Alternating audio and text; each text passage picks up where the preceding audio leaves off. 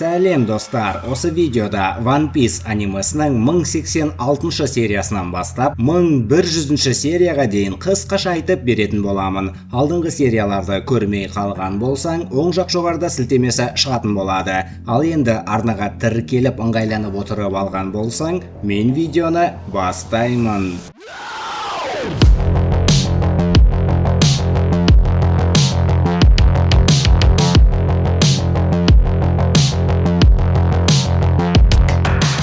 Сонымен, Мугиваралықтар саяхаттарын жалғастырып, Нами Луфиді Ванодан кеткенде сарқырама арқылы төменге түсуді шешкені үшін жазалап тастайды. Бірақ Фрэнки Сани кемесі үшін бұндай биіктіктер фигня екендігін айтады. Келесі сәтте шағала газет әкеліп, Мугиваралықтардың бастарына тігілген суммалары белгілі болады. Сонымен, Мугиваралықтардың дәрігері Чоппердің басына 1000 белли, бағыт көрсетуші навигатор Нами 366 миллион, музыкант Брук 383 миллион, кеме жөндеуші плотник Киборг Фрэнки 394 миллион, Соги Кинг лақабатымен Мугиваралықтардың мергені Бохусоп 500 миллион белли, археолог Ника Робин 930 миллион, аспазшы Черная нога а.к.а. Бабник Санджей 1 миллиард 32 миллион белли, кеменің шопыры теңіз жауынгері Джимбей 1 миллиард 100 миллион белли, капитанның оң қолы Роноа Зорро 1 миллиард 111 миллион белли, Мугиваралықтардың капитаны жаңа Йонка Монки Ди Луфидің басына 3 миллиард белли. Ал клоун Багидің Йонка болу себебі кездейсоқтықтардың нәтижесі екендігі белгілі болады. В общем, мировое правительство Шичибукай деген лауазымды алып тастаған соң, Крокодайл мен Михоук бірігіп, кросс-гильдия құруды шешкен екен. Қысқасы, Баги Крокодайлға қомақты ақша қарыз болған. Баги қарызды қайтаруға тағы кішкене уақыт беруін өтінгенде, Крокодайл гильдия құруға ақша керек болғандықтан дереу қарызды қойып тастауын талап етеді. Себебі кросс-гильдия деген ұжым пираттардың басына тігілетін сияқты дозорныйлардың басына да ақша тікпекші екен. Баги болса өзі сол гильдияға тегін қызмет атқаруға дайын екендігін айтып, қарыздың орнына листовка жасап, жаңалық таратуды өз мойнына алатындығын айтады. Алайда листовка жасағанда Багидің адамдары Багидің суретін ерекше қып жасапты. Нәтижесінде дозорныйлар Баги импылдауынан қашу операциясына қатысқандықтан және кезінде Роджердің командасында болғандықтан, Крокодайл мен Михоук соның қол астына өтті деп ойлап қалыпты. В общем, кросс-гильдияның құрамындағы Крокодайлдың басына 1 миллиард 965 миллион белли, сұңқар көз Михоуктың басына 3 миллиард 590 миллион белли, ал Багидің басына 3 миллиард 189 миллион белли тігілген екен. Сонымен қатар дозорныйлар Багиді Крокодайл мен Михоуктың бастығы деп есептегендіктен, оны Йонка деп мойындауға мәжбүр болыпты. Ал осы шақта Крокодайл Багидан спрос алып отырғанда, Михоук Багиді қуыршақ ретінде қолдануға ұсыныс жасайды. Яғни Михоуктың өзі Йонка болғысы келмегендіктен, Крокодайл екеуі Багиді қуыршақ ретінде пайдаланып, керек болса кез келген уақытта Багиді өлтіре саламыз деген шешім қабылдайды да, клоун Баги ресми түрде Йонка және кросс-гильдияның басшысы атанады. Вано елінде болған кезде Ямато әзірше Луфиларға қосылмай, осы жерде Момоноскеға Вано елін қорғауға көмектесетіндігін айтып қалған болатын. Марко болса сол кезде Шанкстардың кетіп бара жатқанын байқап, өз жеріне солармен жетіп алуды шешіпті. В общем, Марко Шанкстармен керекті жеріне жетіп алады да, әрқайсысы өз шаруаларымен кетеді. Шичибукай лауазымы алынып тасталғандықтан, дозорныйлар Боа Хэнкокты тұтқындау үшін Амазон Лилиға шабуыл жасайды. Бұл операцияны Коби басқарып отырғандығы белгілі болып, Коби шабуылға серафимдарды, яғни жаңа пацифисттарды жібереді.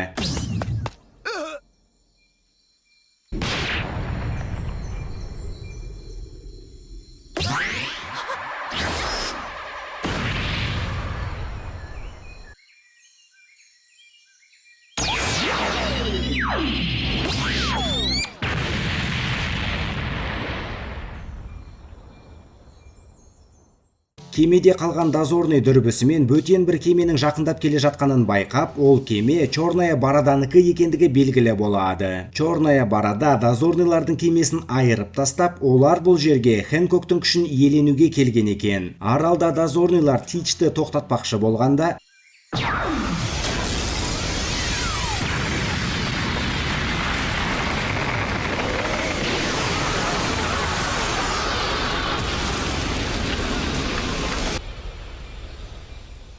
Дозорныйлар амазонкалармен шайқастарын жалғастырып жатқанда Хэнкок іске қосылуды шешеді. Черная борода болса Хэнкокқа қарай бара жатқанда оған қарсы дозорный Серафим шығады.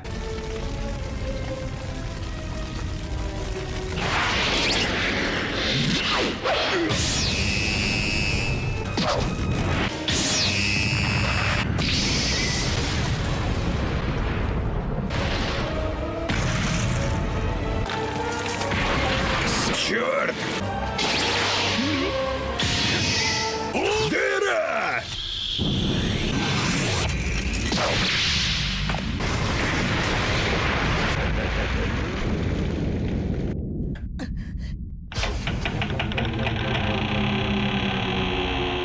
Хэнкок орталық алаңға шығып, бүкіл дозорныйлармен келіп үлгерген Черная бороданың адамдарын да тасқа айландырып жіберіп, Кобиға соққы жіберген соңғы сәтте Тичтің өзі келіп, қабілетімен Хэнкокты қылқындырып алады. Хэнкок болса, өлетін болса, тасқа айналғандардың бәрі мәңгілікке тас қалпында қалатындарын ескертеді. Коби не істерін білмей отырғанда, кенеттен күтпеген жерден Рейли келіп қалады. Рейли бүкіл королевская волясын көрсетіп, Хэнкок барлық тасқа айналған қалпына келтіреді, ал Черная борода мен дозорныйлар ешқандай сұрақсыз кетіп қалады деген талап қояды. Нәтижесінде Рейлидің талабы орындалып, Рейлидің өзі болса негізінде Тичқа шамасы жетпейтіндігін мойындайды. В общем, ол әйелімен бірге келген екен. Ал әйелі, естеріңде болса, осы амазонканың 2 дәуір бұрын Хэнкок сияқты патшайымы болған. Әрмен Рейли мировое правительствоның Шичибукайлардың орнына Серафимдар жасап шығарғандарын айтады. Дозорный кемедегі белгісіз біреулер штабқа Яичная голова аралына жетіп қалғанын баяндайды да, Кобиді Черная борода тұтқынға ұстап әкеткені белгілі болады. Революционерлер Сабоны уайымдап отырады. Драгон болса, егер Сабо шынымен де Кобра патшаны өлтірген болып шықса, оны ешқашан кешірмейтіндігін айтады. Ал Бартоломео Кума болса, әлі есін жинамай робот болып тұрады. Кенеттен қоңырау шалынып, дозорный агенттер қоңырауды тыңдай бастайды. Ал қоңырау шалған Сабо болып шығады. Луфи Кобра патшаның қаза тапқанын және Виви ханшайымның жоғалып кеткенін естіп, дереу Виви ханшайымға көмектесеміз деген шешім қабылдайды. Алайда оны Зоро тоқтатып, Вивидің қайда екендігі анық болған кезде бірақ көмекке шығуға көндіреді.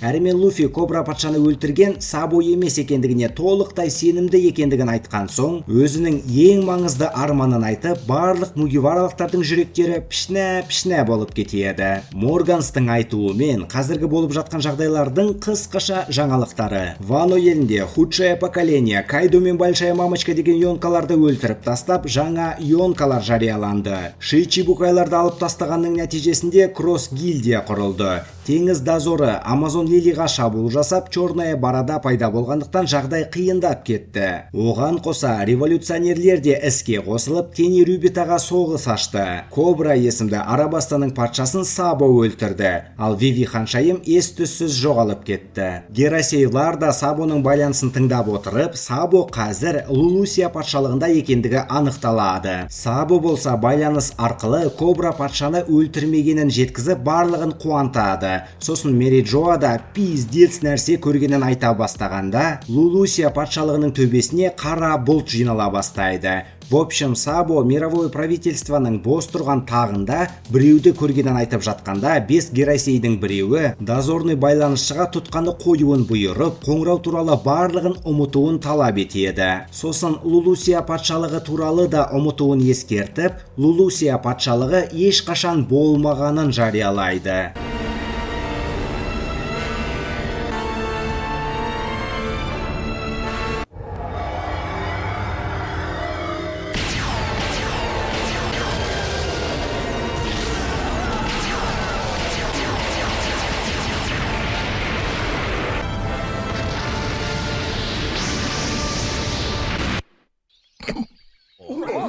Сабакун!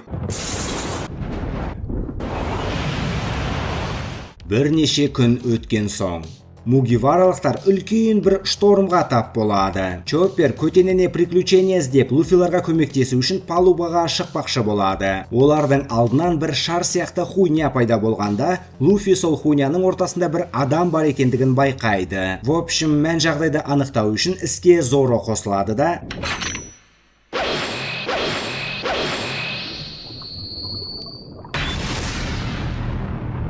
Чоппер палубадан шыға сала желмен ұшып кетеді. Луфи оны құтқармақшы болып, өзі де ұшып кетеді. Ал жаңағы шарда 320 миллион тұратын Джеверли Бонни болғандығы белгілі болады. Луфи оны да құтқаруға әрекет жасап жатқанда, Бонни кемедегілерге төменге қарауларын ескертеді. Акула кемені жұтпақшы болғанда мугиваралықтар сытылып үлгереді. Ал Луфилар теңізге құлап кеткенде Джимбей рульді Фрэнкиға қалдырып, өзі Луфиларды құтқаруға кетеді. Фрэнки кеменің астынан қозғалтқыш шығарып Сипонти бола бастағанда, Акула пушкамен ата бастайды. Нәтижесінде кеме төңкеріліп, суға батып кетеді. Джимбей Луфиларды судың бетіне алып шығады, алайда Акула жақындап қалғандықтан қайтадан судың түбіне кетуге мәжбүр болады. Акула назарын кемеге бұрып жұтып қоймақшы болғанда, бір үлкен робот пайда болып, Акуланы маңқ еткізеді.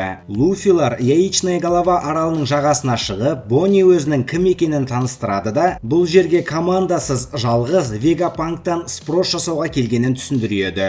В общем, Яичная голова мировое правительствоның аралы екен, және бұл аралдың басшысы Вегапанк екен. Әрімен бағанаға робот Саузенсаниді судың бетіне шығарып, роботтың ішінен бір қыз шығады да, өзін Вегапанк деп таныстырады. Дәлірек айтқанда, Панк 02 Лилит есімді зұлым Вегапанк екен. В общем, Лилит робот құбыжықтармен кемені қоршап алады да, бүкіл ақшаларын берулерін талап етіп тұрғанда, Лилитқа біреу қоңырау шалып, оларда ақша жоқ екенін және Зоро деген жауынгер кез келген сәтте оны өлтіре сала алатындығын ескертеді де, одан да барлығын өзіне ертіп келуін өтінеді. Панк 01 ақылмен шешетін Вегапанк. Бонни Луфиларға жол көрсетіп, Вегапанктың кесірінен әкесі киборгқа айналып кеткендіктен спрос жасайтындығын түсіндіреді де, барлығы аралдағы қалаға жетеді.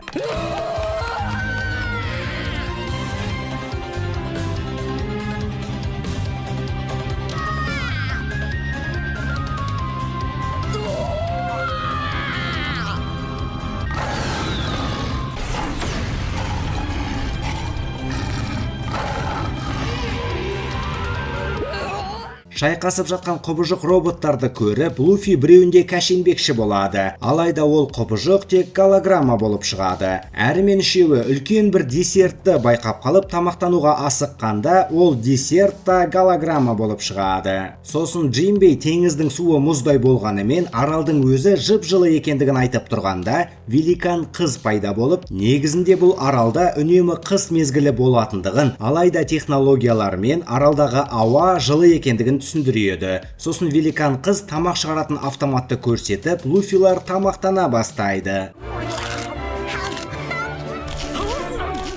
Джимбей чоза хуйня деп сұрағанда, великан қыз, ол автоматта азық-түлік болса болды, 500 түрлі тағамдарды бірнеше секундта дайындайтындығын түсіндіреді. Сосын бұдан да көп неше түрлі технологиялар жасай алатынын, алайда қаражат жеткіліксіз екендігін айтқанда, ашуланып кетіп голограмма құбыжықты маңқ еткізеді. Джимбей тағы да чоза хуйня екендігін сұрағанда, арнайы қолғаптардың көмегімен тіпті голограммаға тиюге болатындығын түсіндіреді. Сосын өзін Панк 05 ашулы Атлас Вегапанк деп таныстырады. Әрімен Яичная голова аралына сипилықтар жақындап қалып, негізінде Вегапанк біреу екендігін, алайда идеяларын іске асыруға үлгермегендіктен өзін 6-ға бөліп тастағанын талқылай бастайды. В общем, Панк 01 Шака, Панк 02 Лилит, Панк 03 Эдисон, Панк 04 Пифагор, Панк 05 Атлас, Панк 06 Йорк. В общем, олардың тапсырмасы нағыз Вегапанкты ұстап, қалған алтауын жою екен. Әрмен Атлас Луфилармен қоштасып жұмысына кетеді. Ал қалада тұрғындар қаптай бастап, Луфи киім тігетін жерге кіріп кетіп, жеп-жеңіл жергілікті стильде киініп алады. Сосын қалғандары да киімдерін ауыстырып, Бонни өз жолымен кетеді. Алайда Луфи бірдемені байқап қалып, қаланың полициясы Кума пайда болады да, Луфиларды қуалай жөнеледі. Лазермен атқылап жатқан Куманы Луфи тоқтатып тастамақшы болғанда, Бонни оған бөгет болып қалады. Сосын Кума әкесі екенін айтып жылап отырғанда, пацифист Кума оған соққы жібереді.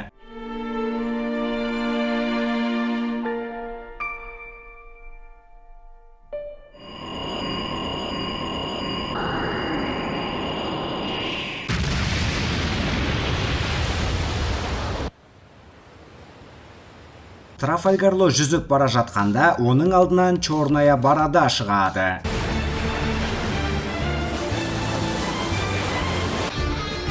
Jesus Бёрджес, Ван Огер, Стронгер, Док Кью, Маршал Дитич, Йонка Черная Борода. Трафальгарло бірден суға сүңгіп кетеді. Тич болса қабілетімен оларды тығырыққа тірей бастайды. Ло судың бетіне шығуға бұйрық беріп жатып, қызға айналып кетеді. Накамалары да қызға айнала бастаған уақытта Трафальгарло королевская волясымен өзін де накамаларында қарсыластың қабілетінен босатып алады да белгісіз бір аралға шығып шайқасқа дайындалады. Ал жаңағы ауру қабілеті мынаныкі екен.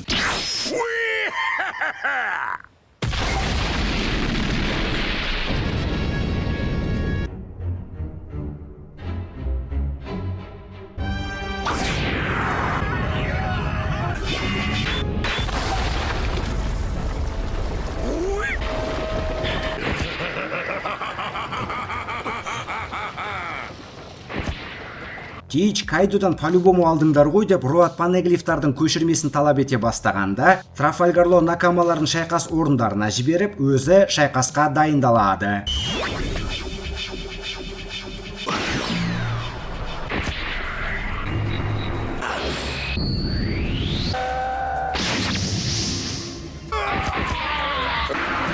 Сокрушительная встряска!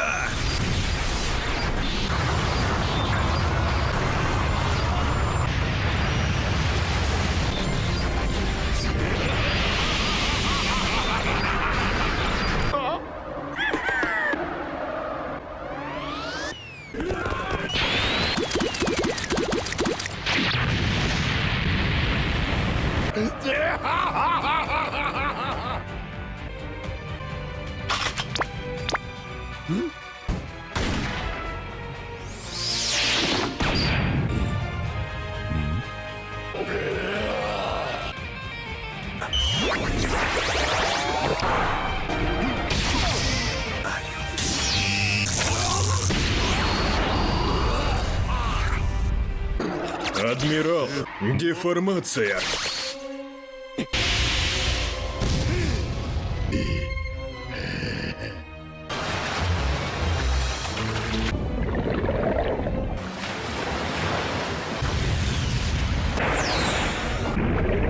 Огонь!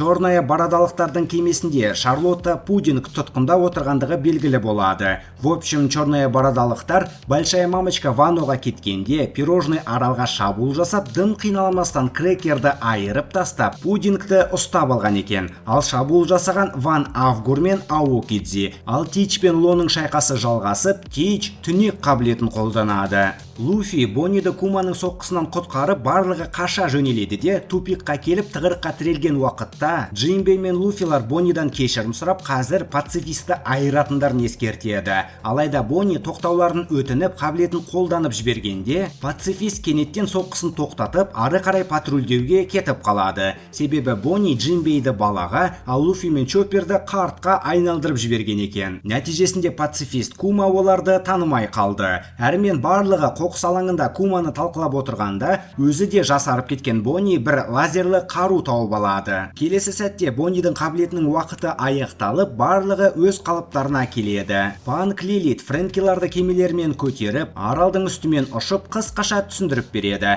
В общем, аралдың үстінде Лабарафаза деген Вегапанктың лабораториясы орналасқан. Ал төменде қарапайым тұрғындар мекен ететін Фабриафаза орналасқан екен. Әрмен Лилит барлығын Лабарафазаға алып келгенде, барлығы Лилитпен кетіп, Зора мен Брук кемені күзетуге қалады. Сосын Лилит қалғандарын киім ауыстыратын жерге апарып, барлығы киімдерін ауыстырып алады. Зора мен Брук шай ішіп отырғанда, Зора батпақпастың Луфиға көмектескені үшін Вано елінен кетуге көмектескендігі белгілі болады да, ары қарай өз жолымен кетуін талап етеді. Әрімен Лилит барлығын қақпадан өтіп в ахуе қылады да, вахуйланып болған соң Намилар да қақпадан өтіп кетеді. Сонымен қатар ол қақпадан өтіп кеткен соң, дәл солай кері шыға алмайды екенсің. Сосын Санжиларға 3-ші Вегапанк Эдисон байланыс арқылы бағыт көрсете бастап бір алаңға алып келеді де, олардың алдынан Джинбейдің Серафимі шығып, араларында шайқас басталады. 1-ші Вегапанк Шака болса байланыс арқылы Драгонға өзінің өлетін күні жақындап қалғанын айтады.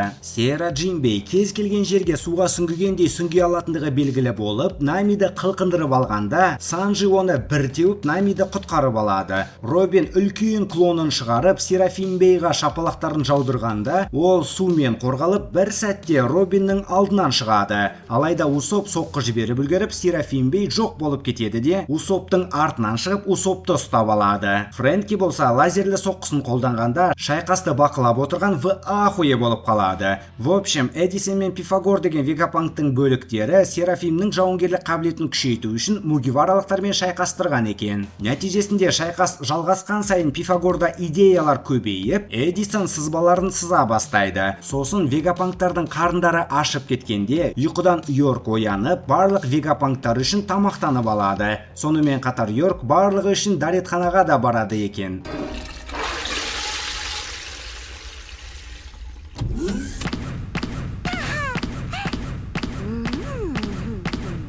Сосын Йорк ары қарай ұйықтауын жалғастырады. Серафим Бей лазермен атпақшы болғанда Шака келіп қалады да, Санжилар аяқтарындағы магниттермен сапқа тұрғызылады. Сосын Шака Серафимді тоқтатып, Эдисондарға да тоқтауларын бұйырады да, Серафимді қайтарып жіберіп, өзін таныстырады. Фрэнкилар мында бәрі болашақизация болып жатқанына в ахуе болып тұрғанда, Шака 900 жыл бұрын осы яичный голова аралы сияқты бірдей-бір мемлекет болғанын айтады. Луфилар қоқысты аралап жүріп, қирап жатқан үлкен бір темір роботты тауып алады. Робин бірден жоғалған ғасыр туралы ма деп сұрап қалғанда, Шака мировое правительство Ахараны не себепті жойғаны туралы теорияны айтып береді. В общем, 900 жыл бұрын дамыған бір мемлекетпен басқа 20 мемлекеттің арасында жанжал болған екен.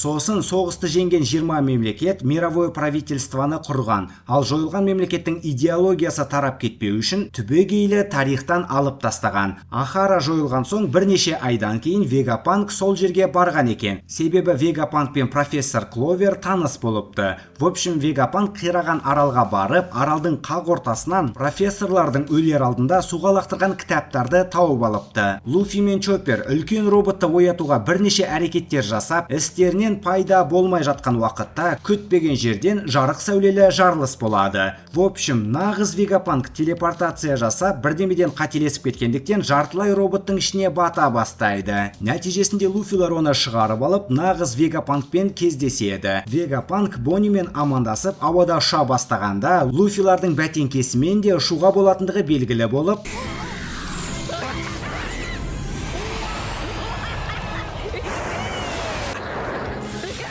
Короче, Вегапанк кітаптарды тауып алған кезде, кітаптарды судан шығарып жатқан великандарды байқап қалады. Сол жерге еще қаза тапқандарды құрметтеуге Драгон да келгендігі белгілі болып, екеуі де профессор Кловерді таныған екен. Вегапанк кітаптарды уайымдай бастағанда, Драгон бәрі жақсы екендігін айтады. В общем, великандар кітаптарды бинтқа оралған великан капитандарының бұйрығымен Эльбаф аралының кітапханасына тасып жатыр екен. Сонымен қатар Драгон негізінде Вегапанкты революционерлер қатарына шақырыпты. Алайда революционерлерде қаражат бойынша қиындықтар болған екен. Ал Вегапанкқа неше түрлі эксперименттарына қомақты қаражат керек болғандықтан, ол мировое правительствоға жұмыс істеген екен. Әрімен Вегапанк Эльбафқа барып, бинтқа оралған великаннан ақпарат алуға рұқсат алыпты. Робин болса, бинтқа оранған великан бала кезде өзін құтқарған Саул екенін анықтап, жүрегі пішнә болып кетеді. Әрімен Шака Намиларды бірдеме көрсетем деп бір жерге ертіп әкетеді. Луфи ұшып ойнап жатқанда, Бонни Вегапанктың басына не болғанын сұрайды. В общем, Вегапанк Номи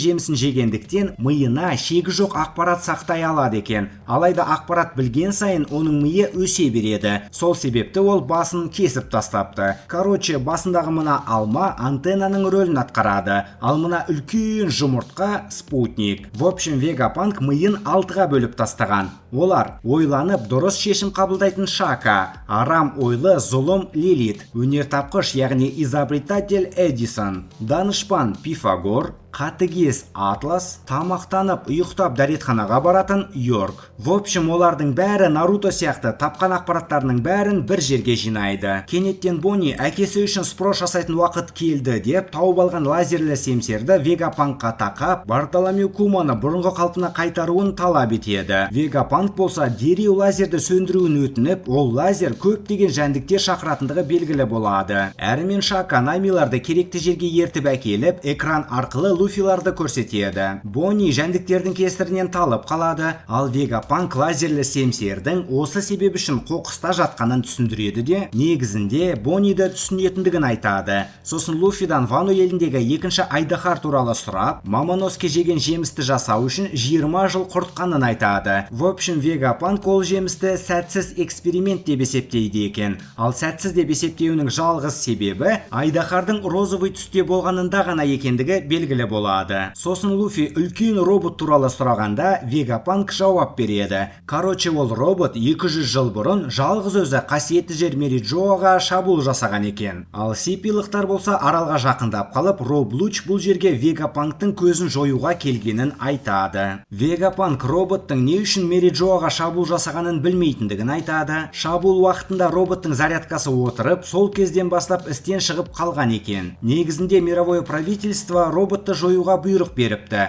Алайда ученыйлар роботқа қызығып, зерттеп болған соң, сол кезден бері қоқыста жатыр екен. Яғни мировое правительство оның осында жатқанын білмейді. Вегапанк Бонни оянған соң оған бірдеме беретіндігін айтады да, күтпеген жерден Луфидан өзін аман-есен осы яичный голова аралынан алып шығуын өтінеді. Сипилықтар аралдың күзетшілеріне тап болып, өздерімен бірге әкелген Серафимді тастап кетуге келгендіктен аралға кіруге рұқсат сұрайды. Шака болса аралда мугиваралықтар жүргендіктен Серафимді сол жерде қалдырып, ал кемеге бұрылып қайтуларын өтінеді. Камабакка аралында нағыз Бартоломеу Кума кенеттен емделу шлангаларын жұлып тастап қаша жөнеледі де, қабілетімен өз-өзін белгісіз бір жаққа телепортациялап жібереді. Вегапанктар сипилықтардың өтінішін қайтарып тұрғанда, Роблуч сұрақ қоя бастайды. В общем, осы аралға 2 ай бұрын CP5, 1 ай бұрын CP7, 2 апта бұрын CP8 жіберіліп, ешқайсысы әлі оралмағандықтан олардың қайда екендерін сұрайды. Лилиттар болса, олардың бәрі ресми түрде аралдан кеткені туралы дәлелдері бар екендерін айтып, CP0-дықтарға дереу қайтуларын талап етеді. Роблуч болса телефонды қойып, басқа амалдары жоқ екендерін айтады. Вегапанктың не себепті аралдан кетпекші екеніне келетін болсақ, оның басты мақсаты мен арманы бүкіл әлемге тегін энергия беру екен. Алайда ол зерттеулерін жалғастырған сайын мына роботты қозғалта алатын көне энергия көзіне жақындап, жоғалған ғасырдың тарихын біле бастағандықтан, өмірі қауіпке төне бастағандықтан екен. Әрмен Роблуч пен кемедегі барлық мировое правительствоның адамдары Серафимнің көмегімен аралға жетіп алады да, аралды күзететін құбыжық роботтар кемені жарып жібереді. Жарылысты Луфиларда байқап, Вегапанк бұл жарылыс CP0-дықтардың кесірінен екендігін айтады. Нәтижесінде CP0-дықтар аралға келгенде, Шака дереу тұрғындарға эвакуация жариялайды да, Сентомаруды шайқасқа жіберіп, оның қол астына 1-ші, 3-ші және 4-ші Серафимдарды жібереді.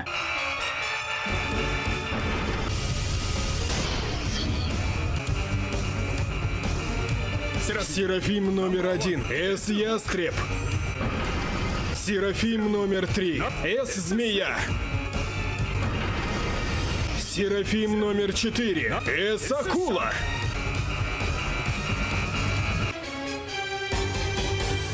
Вегапанк болса Луфиларға жоғарыдағы лабораторияда кездесейік деп, оларға вакуумный ракетамен жете алатындарын айтып, өзі телепортациямен кетіп қалады. CP0-дық Каку жоғарыдағы лабораторияға барып көрмекші болып, лабораторияның қорғанысынан өте алмай қалады. Атлас жүгіріп келіп, оларды жазаламақшы болып, Лучқа соққы жібергенде,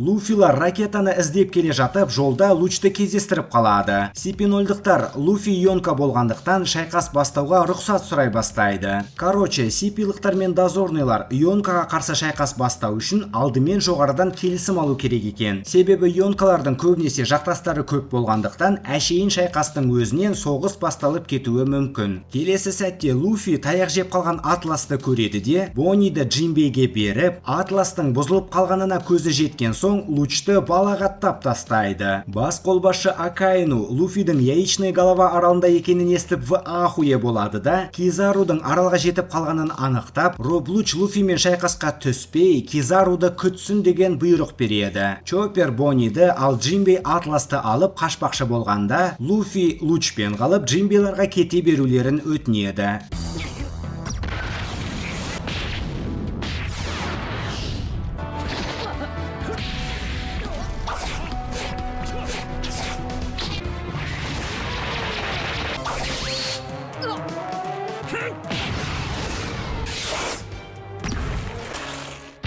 Луфи көп созбай бірден 5-ші гирін қосып жібереді де,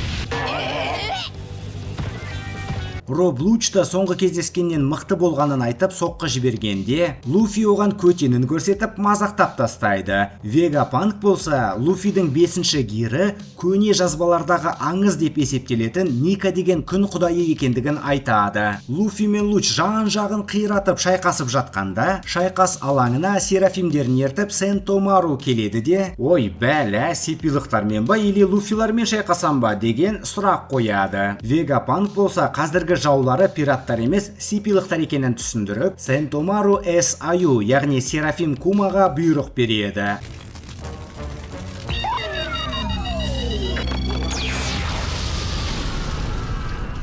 Короче, серафимдар бұйрықты иерархия бойынша орындайды екен. Ең жоғарыда тұрған Герасейлар, екінші Вегапанк, үшінші Сентомару, ал сипилықтар 4-ші тұрғандықтан олар қандай бұйрық берсе де, серафимдар Сентомарудың бұйрығын орындайды. Сонымен қатар олар тек тікелей бұйрықты ғана орындайтын болғандықтан Денденмуши арқылы бұйрық бергеннен пайда жоқ екен. Луч пен Луфидің шайқасы жалғасып, Луфи қабілетімен маңқ еткізеді. Сентомару Хэнкок серафимға Луфиларды ракетаға дейін жеткізуін, ал Михоук пен Джинбей серафимдарға сипилықтарды тоқтатуын бұйырады. Луфи болса тағы да Лучты маңқ еткізеді.